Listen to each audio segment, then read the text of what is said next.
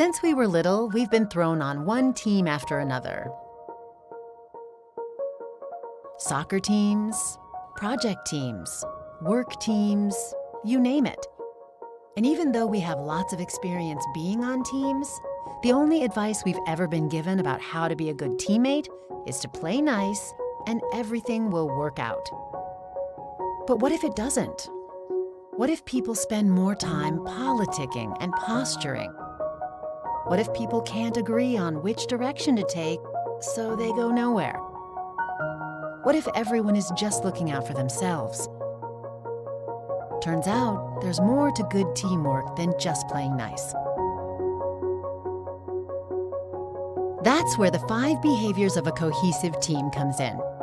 Based on Patrick Lencioni's New York Times best-selling book, The 5 Dysfunctions of a Team, this simple but powerful model consists of 5 behaviors that people can master to become a better teammate and to start building stronger teams. Here's Patrick to explain those behaviors.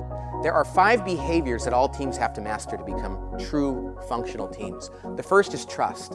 Team members have to trust one another, which means they're vulnerable with one another. Vulnerability, which I think is one of the most important characteristics any human being can embrace in life, is nothing but admitting who you are as a person. It means they're capable of being completely honest and human with one another. That's important because it enables them to embrace the second behavior, which is conflict. Yes, conflict. When people are vulnerable and trustworthy with one another, they'll engage in conflict without fear. They'll debate issues, and they'll be totally upfront with one another.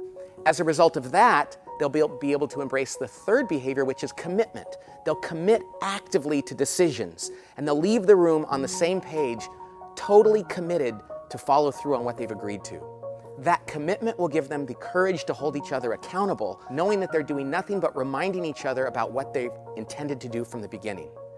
And that accountability will ensure that they get results, that they're focused on the collective results of the team and not their individual needs. So it starts with trust, it goes to conflict, commitment, accountability, and ultimately, results. That's it. Now, ironically, it's not that complicated to build a team. It's pretty simple in theory, but it is hard because it requires a lot of work over time and a lot of courage. But it's worth it because the benefits of a great team are truly extraordinary. And it all starts with you. Teams are made up of individuals after all, and every individual has a part to play in making them stronger and more cohesive.